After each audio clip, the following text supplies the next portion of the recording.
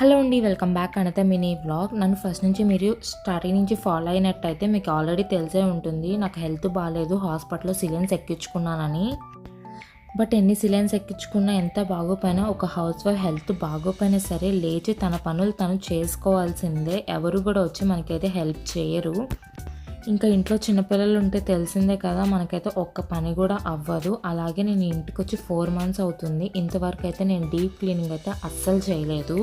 పిల్లలు ఉన్నప్పుడైతే అసలు మనం డీప్ క్లీనింగ్ అయితే చేయకూడదు కదా. ఒకవేళ వాళ్ళు ఉన్నప్పుడు చేస్తే కనుక బ్లడ్ ఇన్ఫెక్షన్ అయితే వస్తుంది, అది డాక్టర్స్ చెప్పారు. ఒకవేళ ఎవరైనా తెలియని వాళ్ళు ఉంటే కనుక ఈ వీడియో చూస్తే వాళ్ళకి తెలిసిద్దని అయితే నేను చెప్తున్నాను.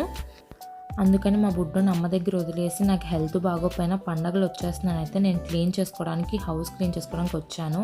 అంతే కదండి, ఒక హౌస్ వైఫ్ బాధ ఒక హౌస్ వైఫ్కే తెలుస్తుంది ఎన్ని కష్టాలు ఉంటాయి అనేది. అంతే అండి ఈ వీడియో. Bye bye, do subscribe.